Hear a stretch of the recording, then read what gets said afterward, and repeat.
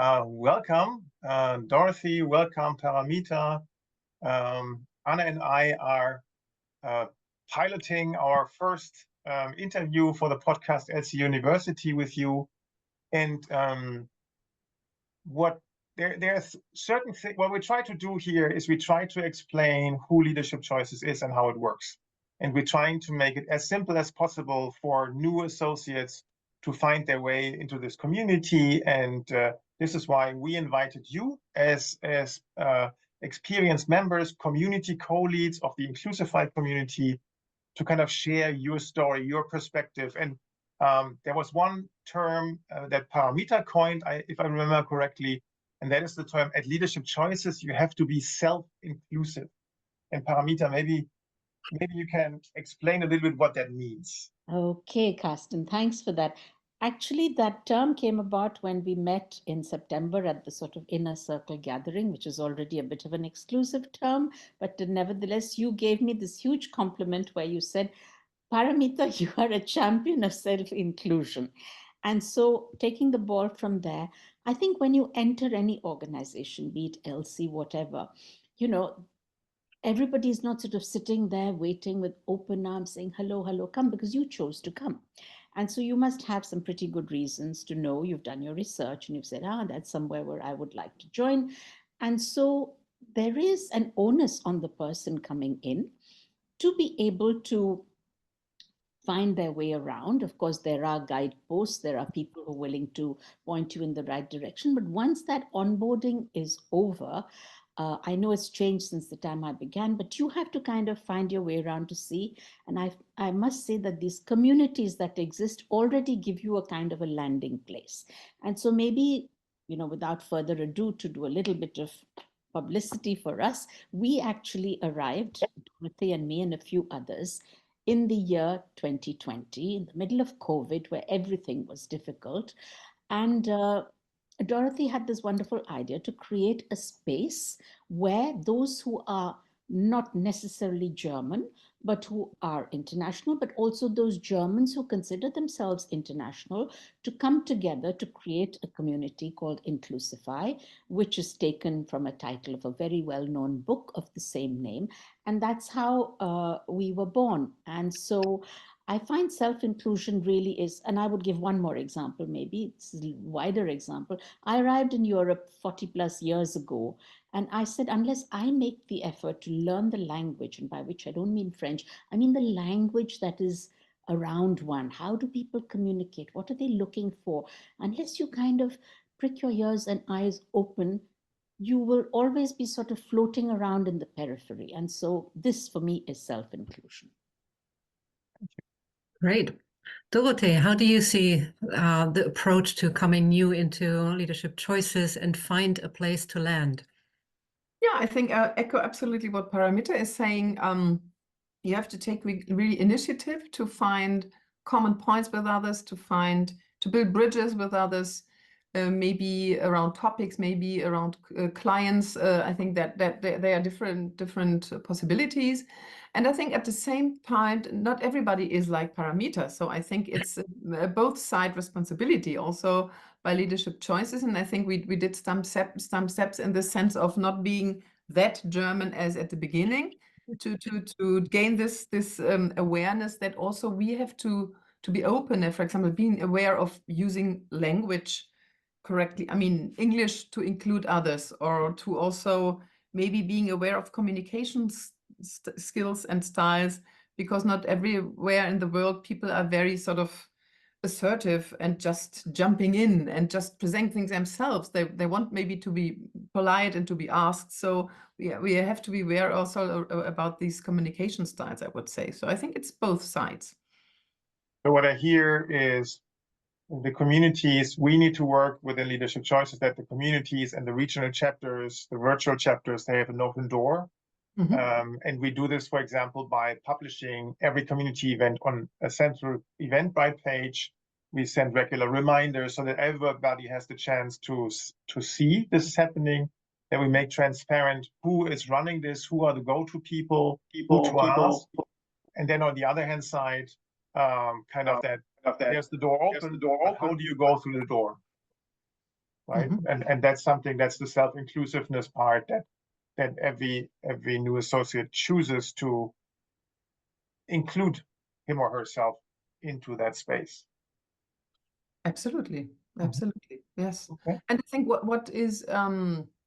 would be interesting also for leadership choices to become even more diverse, I would say, because in terms of generations as well, because I mean, diversity is not only about gender or ethnical background or sexual orientation or whatever, it's also about much more. I mean, it's about introverts and extroverts, it's about generations, it's about academic or non-academic background and all that. And I think there also, the more diversity we can create, also the better we can understand and serve our clients, I would say. Yeah, that's another point. That's an excellent point. What do you say, Paramita? Yeah, I think, I mean, for me, despite all this self-inclusion, I must say I'm still kind of in a little bit of a labyrinth, kind of figuring out things. And, so far, what I've enjoyed the most is, in fact, belonging to this particular community, a little bit on the edges of the resilience community and so on. But I think that's a doorway. And then Mm. after that, to understand a little more about, how the business is run in the sense, not the nitty gritty, but, how are clients attracted, how are they retained, and, how does one express one's interest in being a good match for this or that client. And this, I'm still navigating, honestly. I should take more time to do that. And I know everything is up on the website. But yeah, for me, this still remains a little bit of a mystery. Mm. There we need to, well, give more pointers or make more transparent. I think what we're doing right now, as we record this, we're in the process of improving the transparency in the area of client partners. So we have a client partner community. Those are the ones that represent the interests of company clients within Leadership Choices, and obviously represent Leadership Choices towards these clients. And I think we have 20 or so client partners within Leadership Choices. And obviously it is important that, one has a connection, one knows these, right? And maybe says, oh, this is an industry that I feel very comfortable in, or this is a country where this company is playing, where I feel at home, or I can add value, and hence we should talk, right? And I think the important thing to understand is that Leadership Choice is very much a peer-to-peer organization. Yeah. It's not so much that there is a back office where there is like 10 schedulers and 20 marketing people and a cold calling agency that does all that engine work. It is very much a peer-driven organization, and hence it's a bit opaque, maybe fast-moving. It's never the same organization when you look at it 6 months later, because things have moved on. Yeah, sure. So maybe a suggestion there, and I don't know, maybe it's already done, and I plead ignorance if that's the case, that maybe there would be a kind of a showcase of these client partners would speak up and say, well, I'm the client partner for this industry. And if you're interested in that, just get in touch with me, or I'm covering this geography or whatever. And then let's say they are there showcased because they have every interest also in acquiring or getting talent from within the LC pool for those who come with a particular experience or passion. Otherwise, everything going through either the website or the cosmic thing can become a little forbidding. And unless you just sort of plow through and decide, yes, this is going to be my LC week and I'm just going to go through and get there, it doesn't happen. So a little bit, I think that could be more forthcoming from the part of the peer-to-peer kind of group. Yeah. And building on that, also what I really like in working with Leadership Choices, that I think it's really a very low hierarchy, and that is really, there's a lot of really co-creation, respectful exchange amongst colleagues, and really everybody is contributing from his or her perspective, that experience. That is what I really, really enjoy and like. And at the same time, also, I perceive in the Leadership Choices as sort of different circles. There's a sort of inner circles, and not only the management team, then also inner circle who is creating and doing a lot of business, and others like Paramita and me, we are sort of more in this broader circle in sense of business creating, And that means sometimes also that it's not so obvious for us. And maybe there we could change more often perspectives. Because I think for the inner circle, so many things are so obvious. Who are the client partners? What are the processes, etc. For others who don't work so often with leadership choices, it's maybe not that clear. And so I think there on both sides, we should share more often perspectives, I think. Yeah, yeah. No, I think Great. that's a valid point. And so what we are doing in this revamped onboarding process is that there is, in the preparation phase, in terms of knowledge transfer, we're designing it more as a learning journey, as an onboarding journey, where you can self-study rather than spending a lot of hours on Zoom. I think we have all had way too many hours in Zoom in our lives already. And then after the onboarding workshop, there are onboarding challenges, and there is a bit of a hypercare. So onboarding challenges means every new associate has, for example, a task. Make sure that you join at least 2 LC and Pulse sessions so that you see how it works. Make sure that you review your cosmic profile with at least 2 partners of leadership choices to get pointers of how to improve your profile, because that is the #1 selling tool, right? When you are proposed for a chemistry call, for example. Make sure that you attend, for example, a community meeting or 2 of different communities to get your feet in, because whenever you have one touch point into somebody who is with LC for a long period of time, it gets way easier to, from there connect on and ask questions. And the worst thing that can happen is that after the onboarding, there's no connection to anybody, anything in LC, and you're sitting on the bench, on the virtual one. Nobody notices you, you don't know anything, and that is frustrating, right? So that's what we're trying to avoid. Absolutely. And coming back to Paramita, self-inclusiveness is really taking initiative. And getting to somewhere, to some community within. I have a question to that, because I'm also in the recruiting community and in the complexity community. So I often get asked, of course, I want to show up. I want to self-inclusify, if that's a word. What would you say about that tension, or is it a tension between LC as a community, or community of community, and LC as a business? Because we're not just in communities for, let's say, have a nice chat. Yeah. How would you? I find that for me, that bridge is kind of still to be built. It's those in the know, you don't know what you don't know, basically, right? So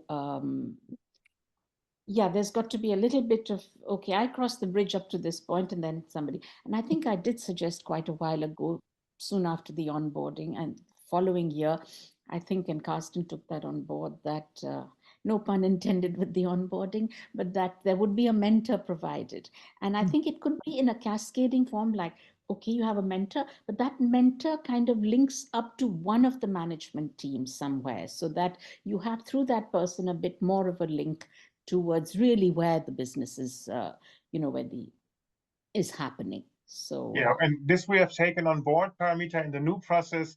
This is what I meant with hypercare.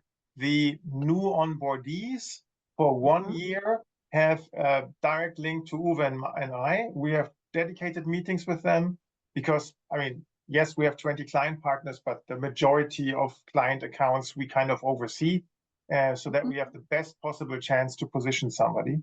And after that year, obviously, we hope that then the connection is so strong and that you have landed the first engagements, that from then it kind of moves on automatically, right? That's the idea. I have a challenging question for you, Carsten. What about those of us who sort of were the other, before all this very nice, caring stuff happened? Can we have a kind of a revised onboarding for some of us, like Dorothy and me, who are very enthusiastic, but we're on a sort of a periphery? How does one kind of create, I don't know, an intermediate program for people like us? I would say it's a little bit like the certification program with our executive fire index. Whoever went through it has the right to do it again. So in other terms, when you want to re-onboard yourself, simply raise your hand and we will include you. So the next onboarding workshop is in, I think, a couple of weeks. You can be there, or you simply can join for the hypercare afterwards. But actually, if you don't want that, there's always this connectivity. We have that series on a cup of coffee with Uwe and Carsten. which obviously is not necessarily a business connection platform. It's simply to have a good chat. But every time we have a good chat, there's always a part in our brain saying, there was this request, there's this person, would that match, right? That always happens. And that happens with hopefully every client partner within Leadership Choices. So every connection can help. Yeah, and it was over that precise cup of coffee, Carsten, that I mentioned the mentoring, and you took that on board. Yeah. That's an excellent example. So what we're trying to do is to increase the number of relationships that one can take in this self-organizing way. So of course I need to, if I'm coming new to Leadership Choices, I need to have an attitude of, okay, I want to be there, I want to connect. Yeah. And Carsten, Uwe and I, we would try to make this many different access way possible, you know, through the cup of coffee, through these kinds of engagements through the university, through peer-to-peer, through the hypercare, through the different avenues of forming connections and relationships to people, whether that is the inner circle or the periphery or German speaking and not German speaking, you know. So from our point of view, that's the hashtag create more entanglement. Yeah, this is important with a flat hierarchy, that people know who to go to, because, you know, otherwise you don't know who is Leadership Choices, because that's actually a construct. Yeah. And building on that, and I think that's really important, because also, I mean, the cosmic profile is important, as you said, Carsten, and at the same time, I have the assumption that you get the business, or that you get involved by colleagues, if they know you and they don't look first at your profile, but but the clients do. Yeah, okay, the clients do, but sometimes you're not involved in the proposal or something because, oh, if I had known that you speak, you know, so that is also, I mean, building on what Anne is saying, I think that's important, that there should be more visibility of the new ones, that they have the possibility to show a little bit who they are and what they are offering, maybe also with snips of how they work or something like that. I think because it's also about trust building. Yeah. I mean, why should you, I mean, engage me for something with a difficult client if you don't know how I work? I mean, it's always a risk, yeah, to work with someone new. Yeah, no, absolutely. One idea that we are toying with right now is everybody new who comes new uploads a video, just a mobile video of him or herself into LC Social. Simply say, hey, I'm here. Hello, world. Who else is there? Just to start a conversation. Hook me up on LinkedIn. Start talking to me. That you have that virtual, you know, you enter the room, kind of the equivalent, right? That's the idea. And there's one more thing I think I want to mention, that topic of money, right? So I think what we need to achieve is an openness, that we are not all dancing around. This community is simply to learn and to have a good time, and because we want to grow. I mean, that is all part of it, because most of us are learning junkies, but there's also this element of, I need to make a living. Absolutely. And I think that the best thing that we can achieve is the psychological safety to talk about it and say, I need to conserve my energy because I need to do my business development, and can we talk about that? And who can I talk to? Or I need to focus more on my delivery of my training programs. I would love to do the other stuff, but right now I can't. Just be explicit about it. We are still there in a year's time or in a half a year's time. Or to ask questions. I think once we reach that level where it's okay to ask a question, how is this working? And that, you know, you get a good answer. That's already a good step. Obviously, we would love to have 10 times the work for everybody, avoiding burnout still, but, you know, still that is always room for more. But in the absence of that, I think the best thing that we can achieve is honesty and psychological safety in talking about it. Right? Yeah. Absolutely. Yeah. I think great talk. Anne, any closing words of wisdom from your side, or any of you? No, I'm actually quite pleased how this is going. Yeah, we're a good pilot. You are. All right. Thank you, guys. Thank you for this exchange and kicking us off. And yeah, so there'll be more, but thanks for now. Thank you. Love. Thanks. Bye. Have a lovely Bye. afternoon, everyone. Bye-bye.